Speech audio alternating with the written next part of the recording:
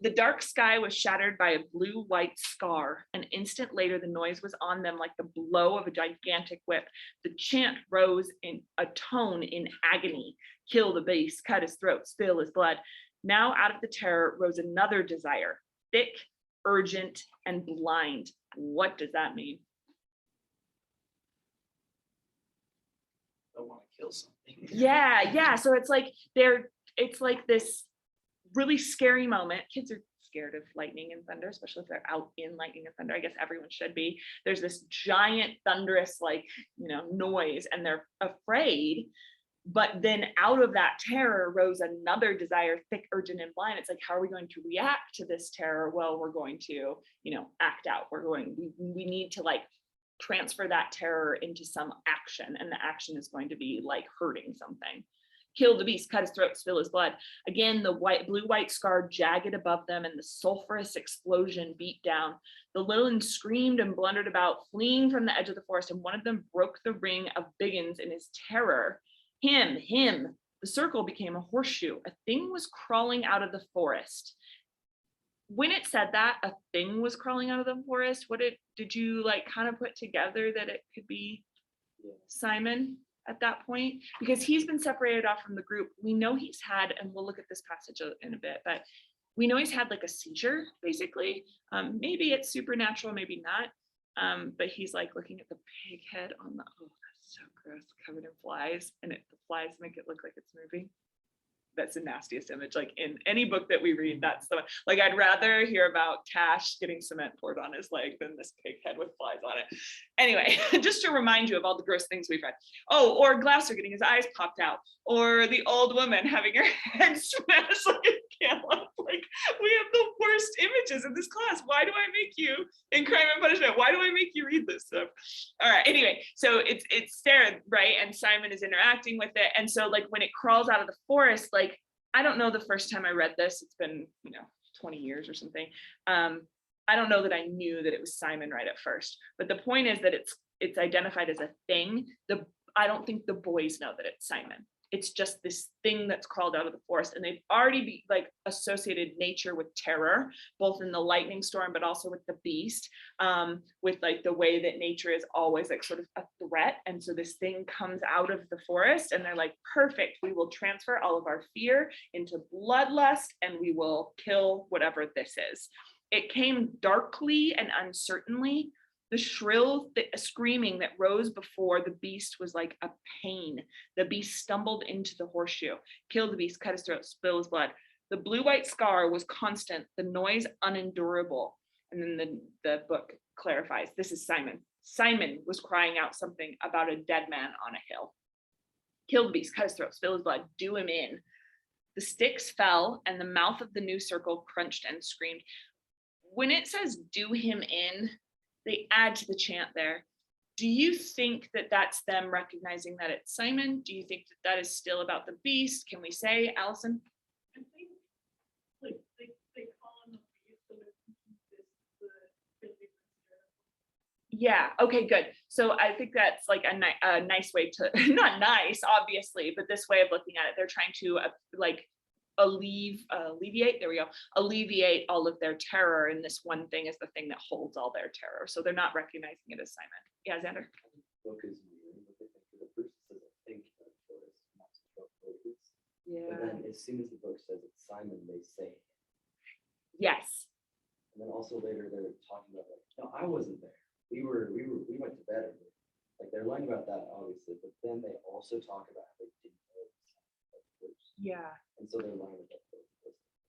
Yeah, I really like this because we've been talking about how the book kind of mirrors the narration of the group, kind of it takes on the group's consciousness. So if the group is the group decides to call him Piggy, or the group decides that we're going to see Simon as this kind of mystical, kind of Christ-like person sometimes. Anyway, so if we see Simon, or if the narration is taking on the group and what the group knows, then in that moment the group knows that it's Simon. Yeah, and to add that do him in seems significant. The chant changes right there, because you think of like a drum circle chant, if suddenly it like has this big long pause, or suddenly it like adds a little bit, like you notice that because of how like steady it's been. Yeah, Ash. I actually don't think, like, even though it's his hand, it's like, yeah, I don't think like, so I think that they like see him as like Simon Yeah, with their eyes, but their brains not recognizing this. yeah, Because for like the rest of the chapter, they don't like, they never say Simon again, and they refer to it as beast until like the last sentence where they're like, Simon's dead body moved out. great point. So it might be a recognition that it is Simon, right? But in this like trance-like state where they're trying to alleviate their fears and turn it into anger or whatever, turn it into power, they are not going to like fully register that. So it's almost like, to me, it feels like when there's like defense cases, murder defense or whatever. I'm mostly going by Law and Order here. But if there's like a murder defense case and they say I was like blind with rage, or like I didn't know what I was doing, it's like there's some level of knowing what you were doing, but not a level of control of what you were doing. Okay. Yeah.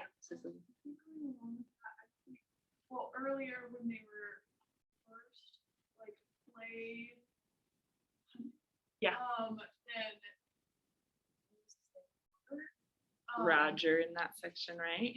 Where I he's don't the remember. pig. I don't remember. Okay. Started with Roger's the R. pig. Okay, whoever was the pig was like, they originally recognized that it was him, and I think the entire time, I don't remember if the entire time he said that it was that name, but they don't commit violence against each other unless they are like, they like dehumanize them Yeah. in a way.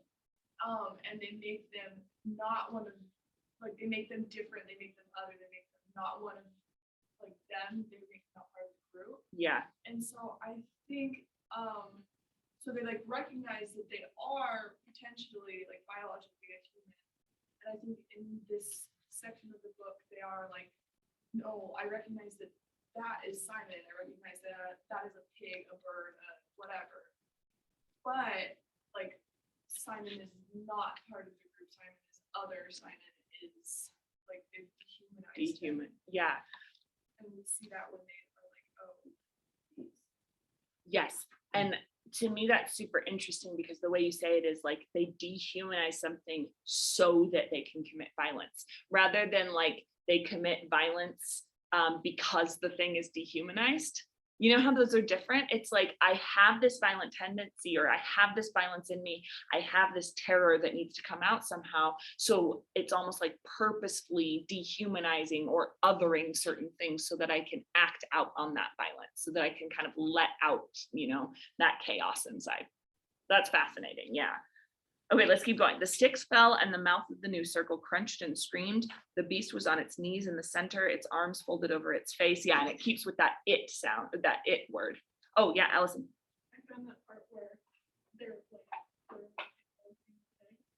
in that chant they added to it too. Oh, where's that? What page or what chapter?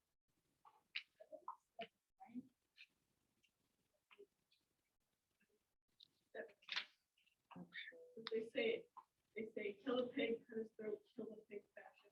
Uh-huh. So it's 1.2. Oh, thank you. What do you make of that? So they like add to the. Oh, interesting. Yeah. I did not notice that. Terrible. Oh, I see. So this is Robert in this moment. You're not talking about the scene with Simon, Cecilia. You were talking about this earlier scene here where they keep with his name. Okay, sorry about that. Yeah, I totally see that. Okay. Oh, good one. I'll have to think about that more too. So it says, it was crying out against the abominable noise, something about a body on the hill. The beast struggled forward, broke the ring, and fell over the steep edge of the rock to the sand by the water. At once the crowd surged after it, poured down the rock, leapt onto the beast, screamed, struck, bit, tore. There were no words and no movements, but the tearing of teeth and claws. So going with what Cecilia was saying about dehumanization, you get dehumanization now of the group too. Like they get to act out on their inhumanity because they've targeted somebody as other, because they have teeth and claws and they're like, you know, behaving beast-like. It's basically a fulfillment of what Simon said, or what Simon in the, you know, Lord of the Flies were talking about, where it's like the beast is actually us, you know. Then the clouds opened and let down the rain like a waterfall.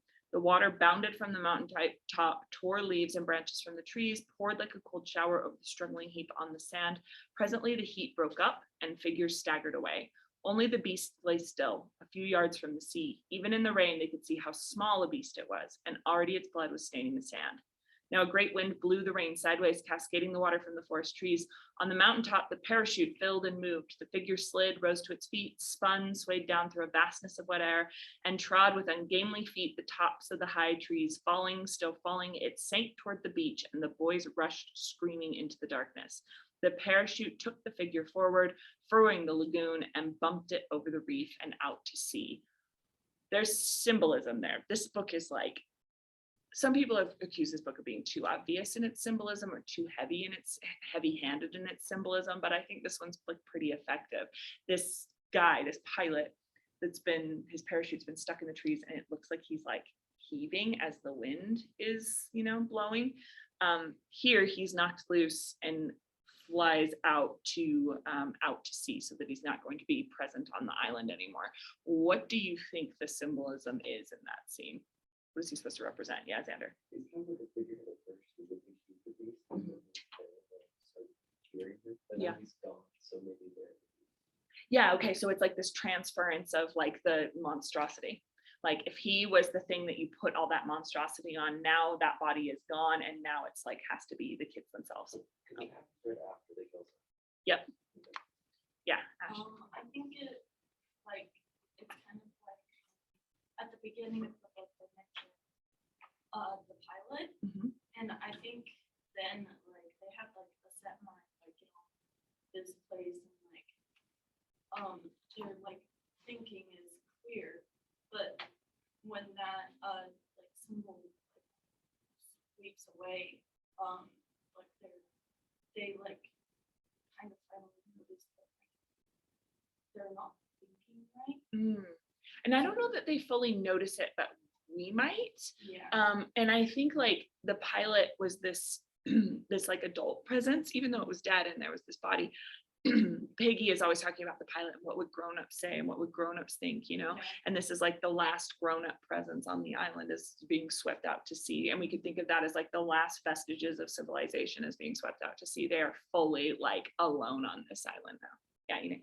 I think it's also all of the evidence that Beast is not Simon was the only person.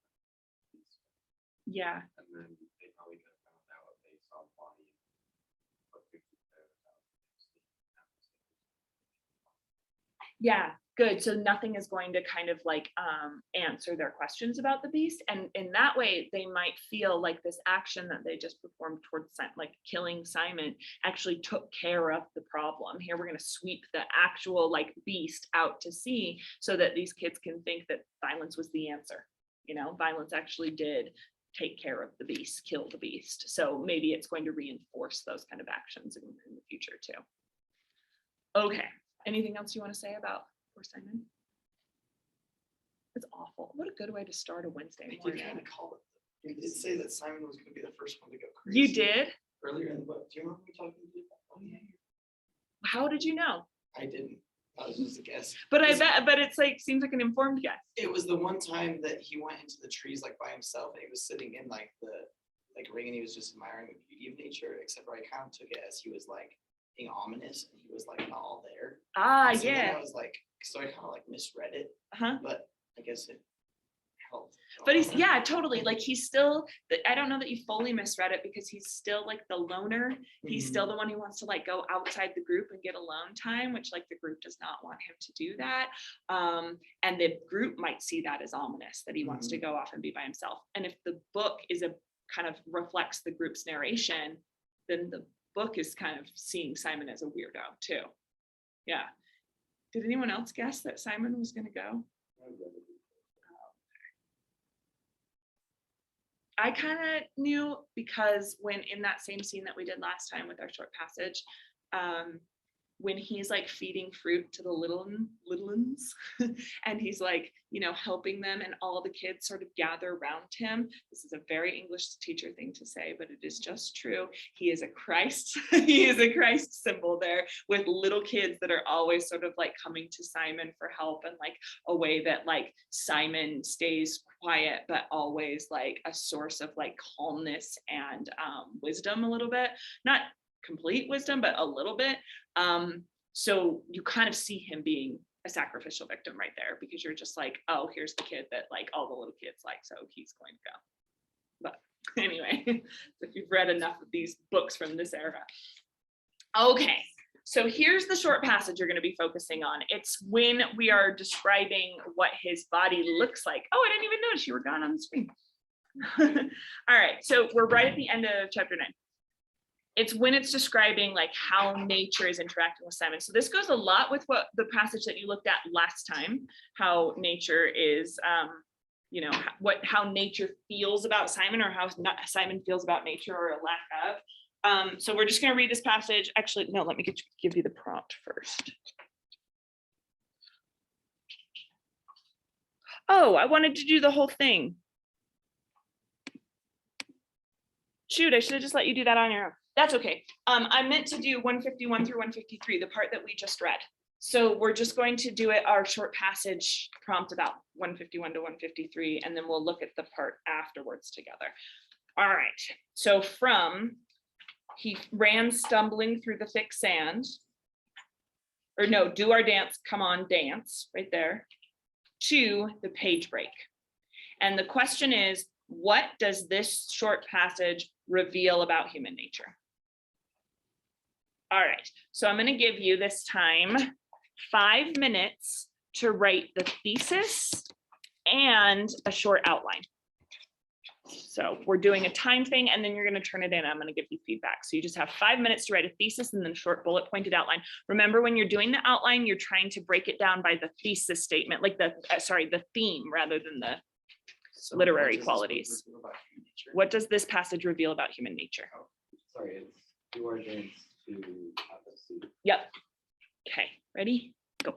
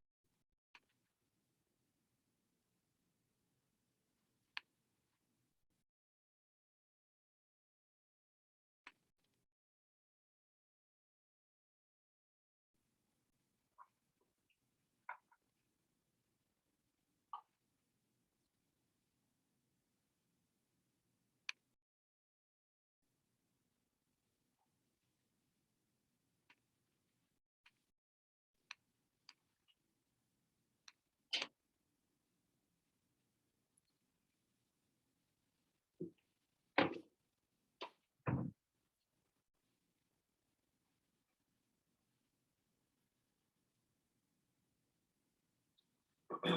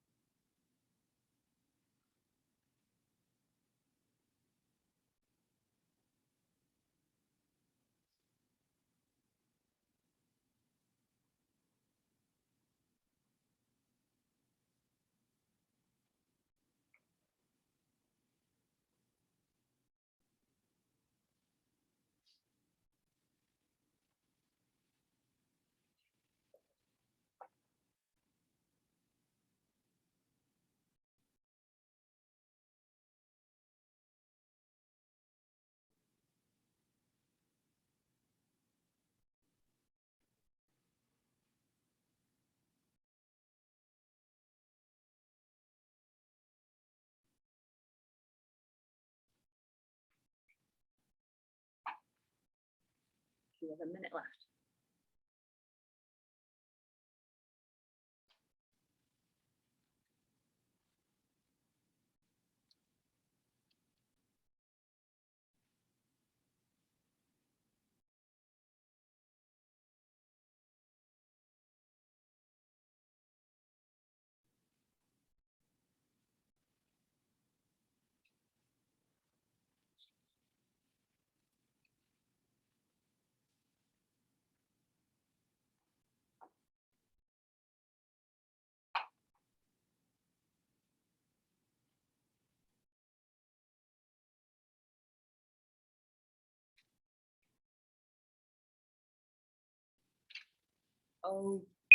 Okay, how many of you got a thesis down in that time?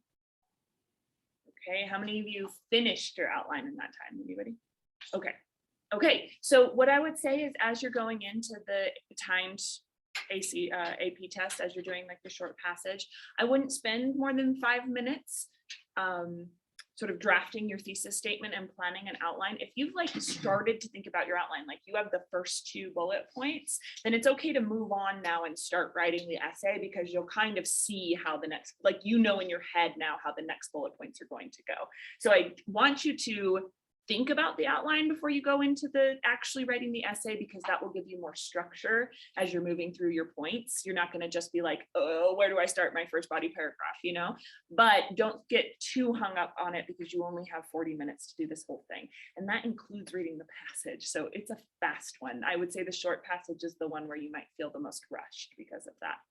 All right, so you guys are used to giving each other feedback on your thesis, but at this point you've heard the feedback and kind of what people say. So I'm going to give you 2 minutes now to reflect just on that same paper on your own thesis statement.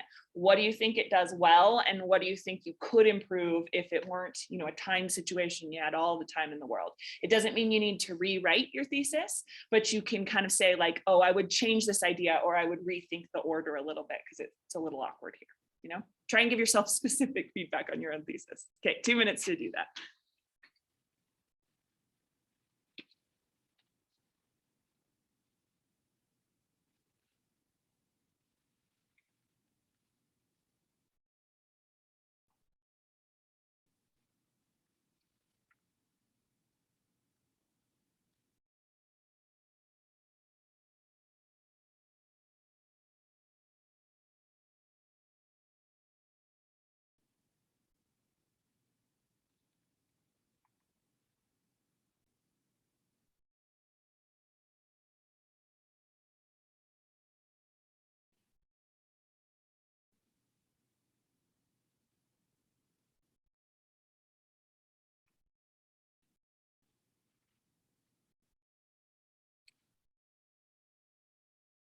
You can give yourself feedback on the outline too if you run out of things to say about the thesis.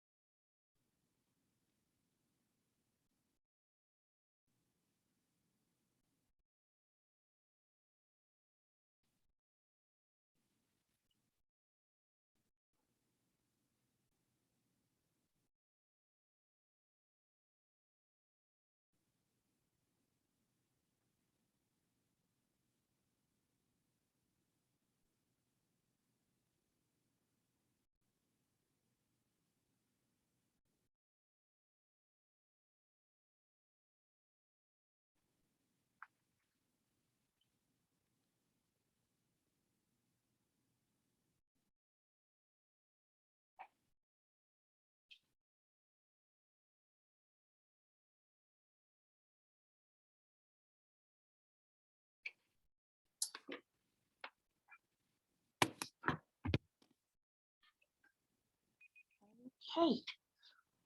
Right, finish up your sentiments. I will collect those and get you feedback. I'm gonna try and do that while you guys are finishing your word wall things. I think I'll be able to get through it. But if not, I'll bring it to you next time. And speaking of that, Abby, your essay from yesterday is.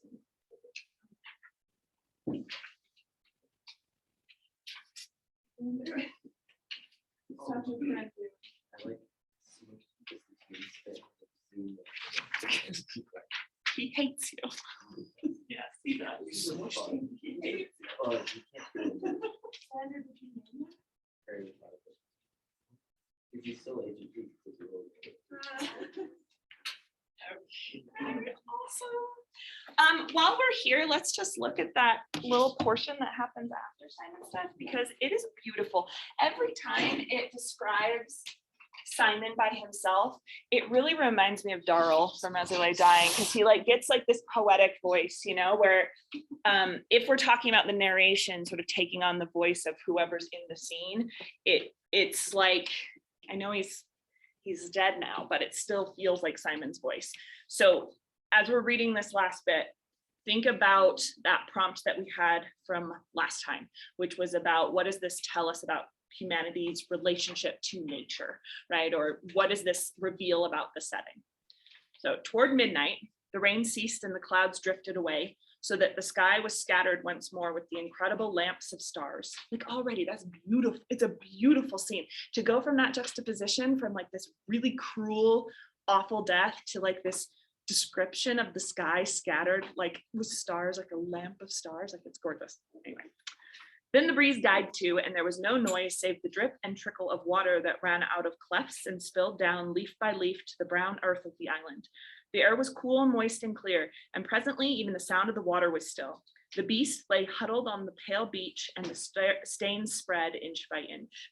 The edge of the lagoon became a streak of phosphorescence, which advanced minutely as the great wave of the tide flowed.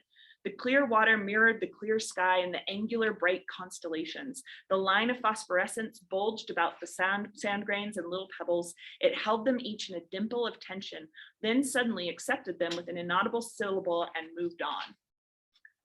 Along the shoreward edge of the shallows, the advancing clearness was full of strange moonbeam-bodied creatures with fiery eyes.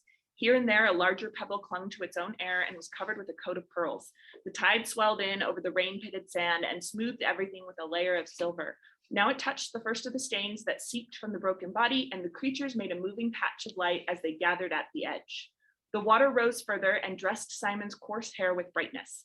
The line of his cheeks silvered, and the turn of his shoulders became sculptured marble. The strange attendant creatures with their fiery eyes and trailing vapors busied themselves round his head. The body lifted a fraction of an inch from the sand, and a bubble of air escaped from the mouth with a wet plop. Then it turned gently in the water. Somewhere over the darkened curve of the world, the sun and moon were pulling, and the film of water on the Earth planet was held, bulging slightly on one side while the solid core turned. The great wave of the tide moved further along the island, and the water lifted. Softly, surrounded by a fringe of inquisitive bright creatures, itself a silver shape beneath the steadfast constellations, Simon's dead body moved out toward the open sea. All right, for this one, I want you to talk to your usual groups. Pretend this was a short passage, like a short passage essay that you were having to write, but we're not gonna actually have to write this one. Talk with your groups about what this passage reveals about nature. See if it reminds you of what the last passage was Simon revealed about nature. Okay, discuss for a second.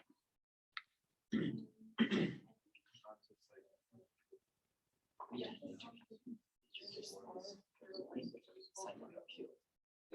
Just like takes him with it and it's just like. Yeah. Feels no simple. Xander, you promised it wouldn't be a distraction talking about what it reveals about nature. I am. You need me to hold it for you? It's fine. Storm, so like, You say contrast it with. Yeah, see if when we talked about Simon going out into the jungle and it like closing in, is it the same feeling to it or is it different? This one feels almost more peaceful, like I don't want to. I guess if I had like it's almost tied up, like somebody's like I know it's happened. nature is the beautiful, like merciful. Yeah. Like nature isn't the thing fighting, they're fighting So this part, that's the thing, sounds like, washing away. It's like, I don't know, it's just like, and also like, I think it's like more. Feels kind of like, Just like calming, peaceful. it's like it's like all around. So. I already knew because I No, it's saw like, my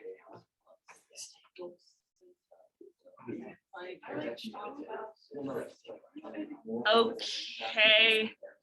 I was like, I overheard some really good observations. So Xander, will you tell me what you were just saying about it? So I know we talked about like crash starting like twice, but every single time something bad happens, the storm, even though it like doesn't really anybody, nature is like the part that's trying to like cleanse everything. Right? So like they're setting on fire, killing each other, but like Simon goes out to nature and it's like butterflies, and like at this point it's like washing away Simon's body, like it's trying to cleanse what they've done. Oh, great point. So it's like the kids in the group are sort of like actively destroying nature over and over again. They are like this force against nature, but it seems like nature wins out. Nature is cleansing whatever they do. Yeah, but also like they're like doing terrible things, but nature's trying to like, it's trying to make it all, you know, like it's just trying to help. Yeah, okay. So this is interesting though, when we relate it back to kind of one of our central questions about this book, which is the boys' violence, is it innately in their character? Is this the natural part of them, the violence? Because that seems to contradict this, right? That the natural part of the world, nature, is the thing that will cleanse us of these like terrible human qualities that we maybe have. But I don't know the answer to that one, so it's good. Yeah, Ash. So this doesn't have to do with like just the passage, but I think like at the beginning of the book they were trying to kill before because they needed food and meat, and now that they actually have killed something, they just stare at it as it like drifts away from them. Oh, Like, they don't interesting. know what to do. Like, Yeah. this thing isn't living anymore. Like, Yeah, I think in this particular passage, the strange moonbeam bodied creatures with fiery eyes, I think it's talking about, and maybe I'm wrong, but it seems like that's talking about like creatures' eyes looking at it. But I totally get what you were saying about the way that the boys commit this act and then they just sort of wander away.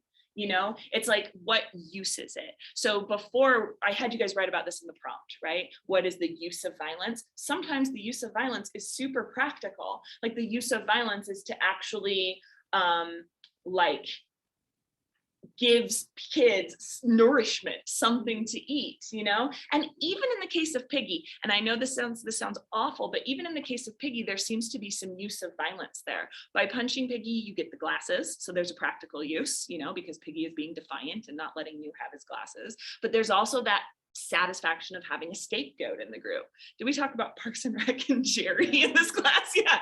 So it's like when Piggy is this person that you can direct your violence towards, there's like a use for that violence where it's like, oh, now, you know, if we all hate Piggy, then we can all come together as this community. But in this scene, it feels totally useless. Like Simon was actually a calm presence in the group. Simon had answers about the beast. Simon is helping the little ones with their food, and we're just going to kill him and then walk away from it, you know? Huh? He's like the most likable person in the whole group. I agree. I totally agree. And I think the book agrees too, because we don't get the kind of bullying from the narration of Simon. Like it's always talking about Simon in really like laudatory, praiseworthy ways. And then it just does away with him. And it feels like so unfair in this moment. Yeah. Do you think at some point boys have been like jealous of Simon as he has all these things going for him, and that just led them to like kind of ignore the fact that he's human? Yeah, with like this dehumanization, like why is he the one who gets dehumanized? I think you'd have to find the evidence for the jealousy. He's just kind of, yeah, he's kind of a background guy. But it's interesting that at the very beginning, they pick him out of the crowd. They're like, and Simon will go with us too. So I see what you're saying, that he's got this kind of heightened position in leadership for some reason. I don't know that it's so much jealousy, but it might be that because they don't notice him, because he's outside of the group, it's easier to dehumanize him, you know? But you might find the evidence for the jealousy if you want to. Allison? Teachers kind of like accepting Simon. 'cause Yeah. The narration describes him as if he's still in like a broken body, but then the water like touched him. Yeah. And it's like kind of sweeping him out to sea to become part of this beautiful scenery too. It reminds me of when the vines close in the last passage that we looked at, where it's got this pattern of Simon sort of being one with nature. It's not that nature is listening to Simon's motivations. Nature is still this kind of indifferent force, but it wants to accept Simon's body back into it. Yeah. I Ash? think if it was like in comparison in this book, then they would have like maybe they still would have killed them, but they would have handled like just at the after effect. Like they would they probably wouldn't have walked away if it was like one of the leaders of the group. They would have been like, "We don't know what to do and like push towards them. Yeah. Whereas Simon, they're like, well, he's not really part of the group anyways. So they're just like, well, now he's gone. Walks away. Yeah. Earlier in the book, we had the kid with the birthmark who disappears and no one says anything again. But he didn't disappear because of the actions of the group. So there are some members of the group that can just disappear and it's not going to create any sort of disturbance. This one might be, yeah, he's runs into, He didn't run into it, they just left him behind. they left him behind and then they're just like, let's not think about that anymore. And they kind of tried to out of sight, out of mind. With Simon though, I don't know that it's going to be that unimportant to the kids. You know, there's like these levels. So I get what you're saying. It's like he's close to leadership, but not leadership, but there might be some repercussions here too. Abby, did you have one?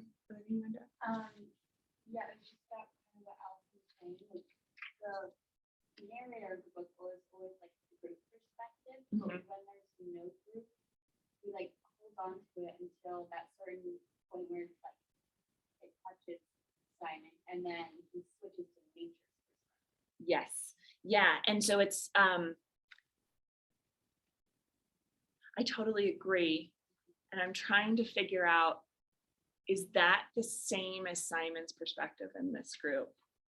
Or is it because Simon's willing to let nature sort of like in, willing to commune with nature? I mean, he is more like this mystical character, you know? Is that, is his perspective and nature's perspective synonymous? I don't know, but that's an interesting question, I think. Is he the natural one in the book, you know?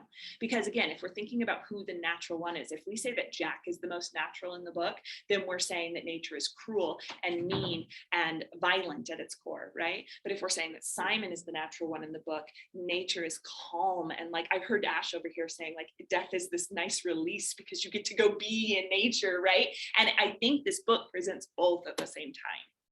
Allison? Like in at the end of the second paragraph, it says that like the water like goes over people and accepts them, and then later on describing that and like powerful, so like he's sort of that. Yeah. Oh, I love that. That's such a good observation. Yeah, that he's like the rocks. So it's like he's not going to fight against nature anymore. He's going to be accepted into nature. I love that. Ash? Yeah, I kind of see this like this verse, because like he takes the point of to give to kids that's like super sweet, but it's also like it's like Mother Earth grows these things to help feed animals. Oh, yeah. And stuff he's like kind of that. facilitating He's that. like helping them out, but he's also like, I mean, I honestly don't care what you do. Right. I get that. So he's kind of indifferent in the Yeah. same way nature is. Beautiful. Okay. Let's get back to Hannah Arendt. You were making these word wall things. Who wasn't here last time? Anybody? Okay. Had you started one at home? Okay.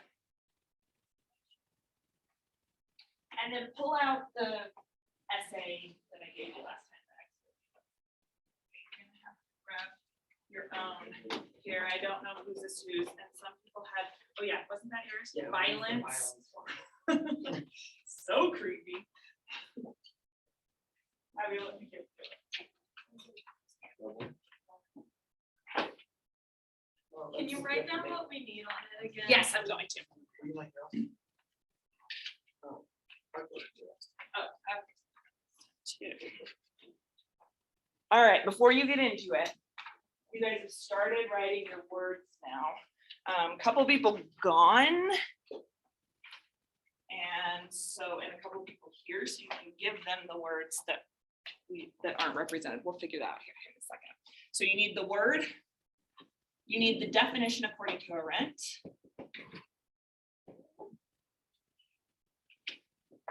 You need synonyms and antonyms.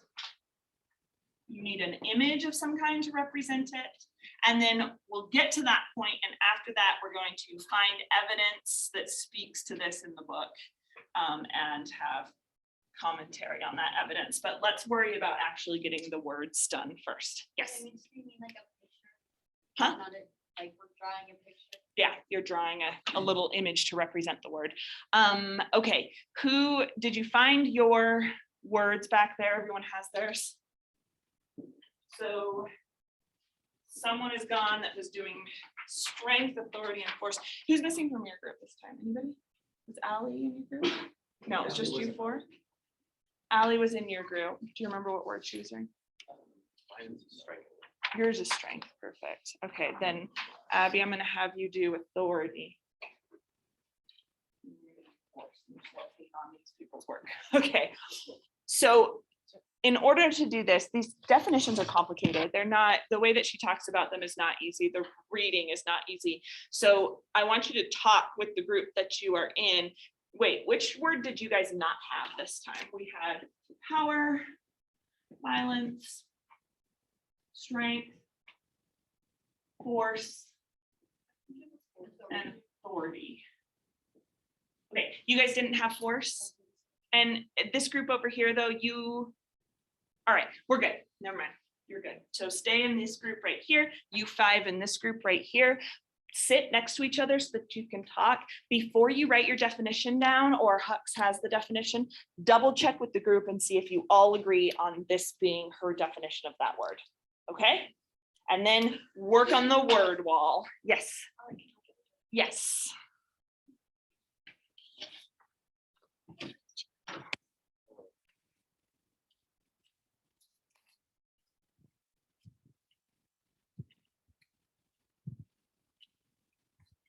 Okay, if you're still working on it, keep working on it, but let's talk together. So who was doing the word for power? All right, so tell me, Xander first. How would Hannah Arendt define power? So, in page 52, she says, power springs up whenever people get together to act for conflict, justice, and power needs for justification, being inherent in the very existence of political creators. So it's not like one person. Power is like, if you can, it's just the actions. Okay, yes. So and I really like how she says it doesn't require any justification. That's more like authority. Authority requires that justification. Authority is like in the office itself. But in this case, it is like if everybody sort of gets together and decides this is what we are going to do, that is what power is. It's acting in concert. So one individual cannot hold power. So what that means is like in this classroom, I cannot have any power. Like I don't have power. It may seem like I do because I'm always telling you what to do and I'm doing grades and I'm like doing all of that, but there's different institutions that are holding up that power. And one of the institutions that's holding up that power, like that is actually the power, is you guys. Think about it. If you guys all decided we don't want to do this class anymore. We're not going to do any of the daily prompts. We're not going to do anything she tells us to do in class. We're going to do our own thing. Like, how do I control that? There can be consequences, right? But like, if you all get Fs, the principal comes to my classroom and says, you're the one who is doing something wrong here. So the point of like, a big thing about teaching is that you're trying to get everybody else, like you're trying to empower the classroom to empower you. Because like, yeah, for real, if you just like walked out of here, I can, get your parents involved or whatever, but everybody decides as a group that I don't have any power, then I don't have any power anymore, because you guys are actually the one with power. Right? I mean, do you agree with that? Because this is from her perspective. Do you agree that that is like how power works? Yeah. Well, like, well,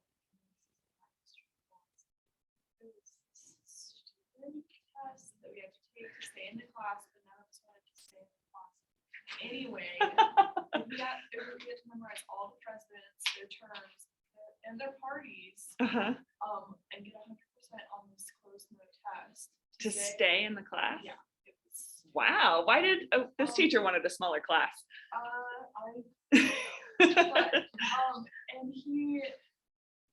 And it got to the point that we were all like, this is ridiculous, like, this goes on my grade, or like, I'm moving your class.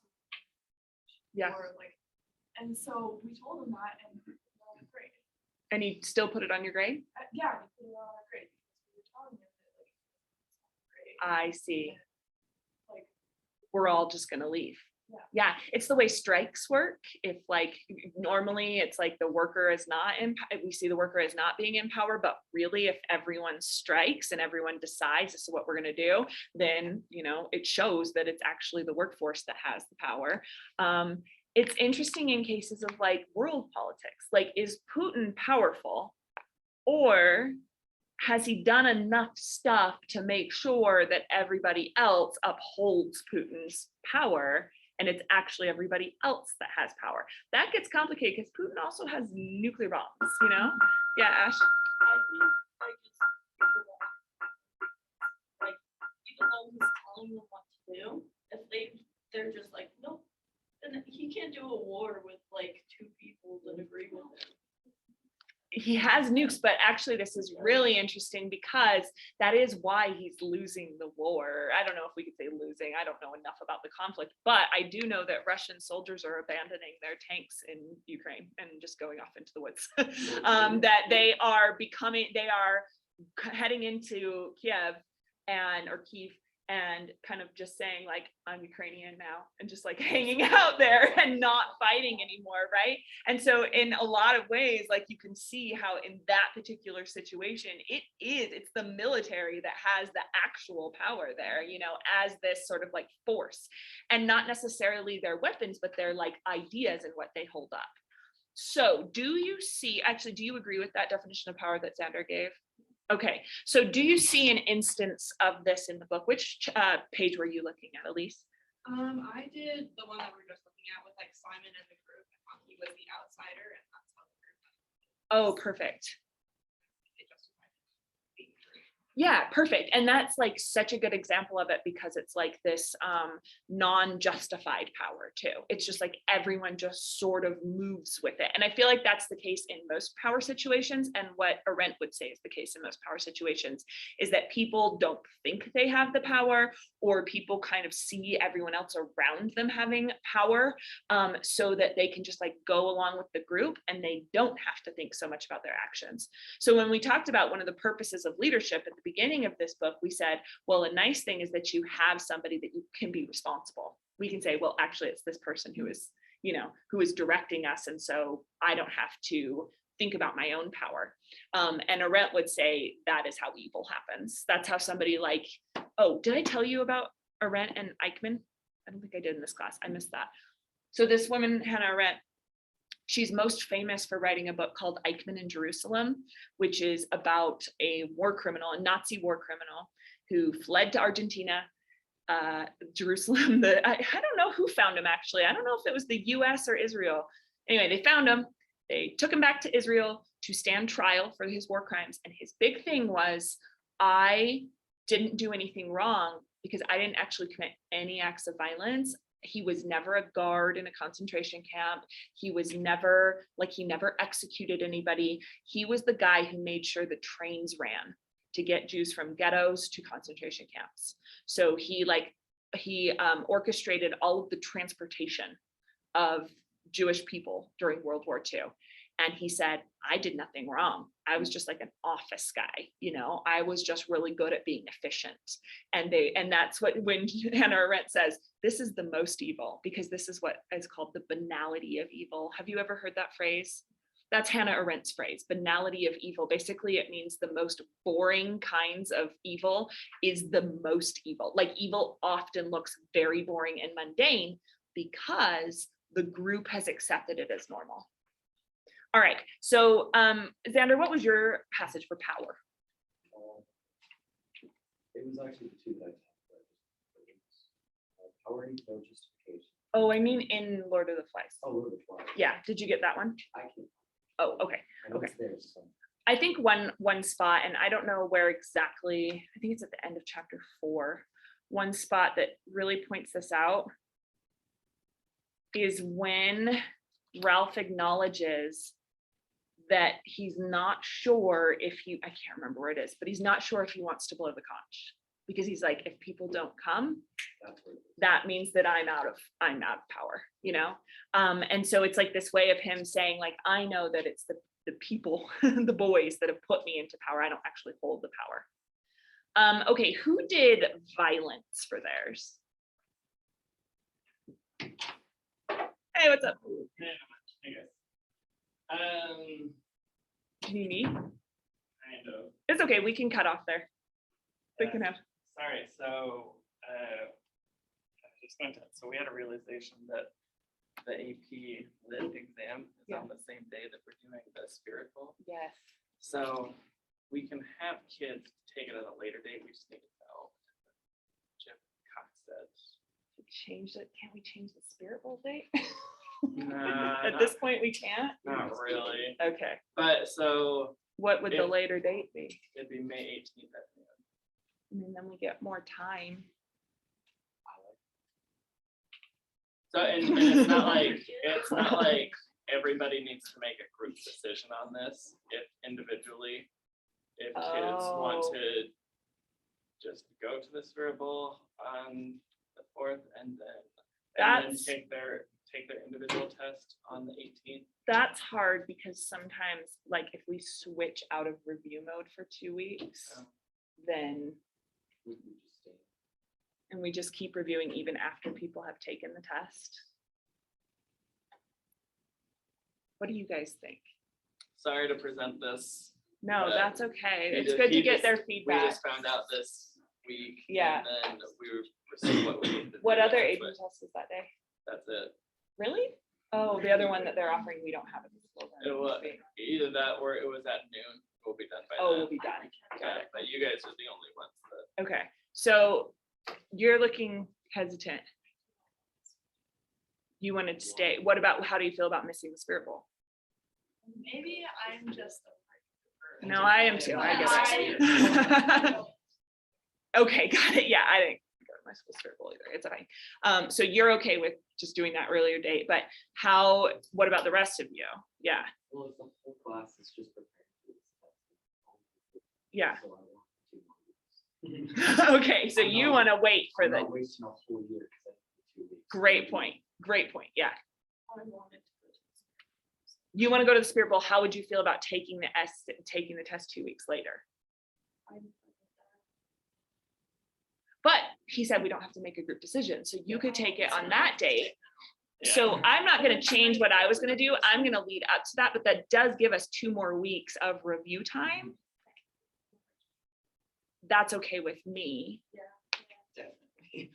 Okay. Like if I take the test on that first day, I'd be fine reviewing. Would you be okay with it, reviewing these things for another 2 weeks? Well, then that's fine. Okay, so what we'll do is I will take like a poll and see who's planning to take it the 4th, who's planning to take it the 18th. You said? Something like that? Yeah, but we need to know names because I guess they've got to be submitted to AP because AP actually issues. I mean, it's Yeah. it's a different version of the test for the one on the 18th. Oh, do we have to know, when do we have to know by?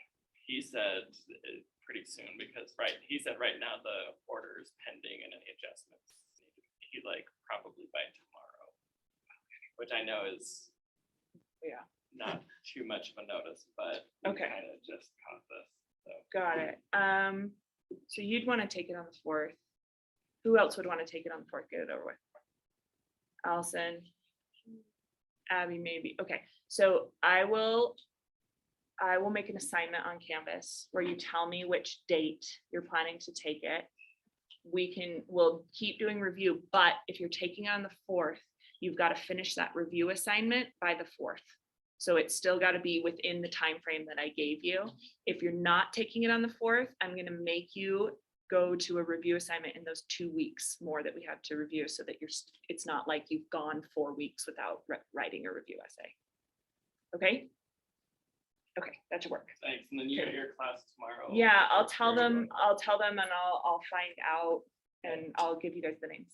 Sweet. Thanks, sorry for Okay. the. It's okay. Oh, really? Oh, good. Okay.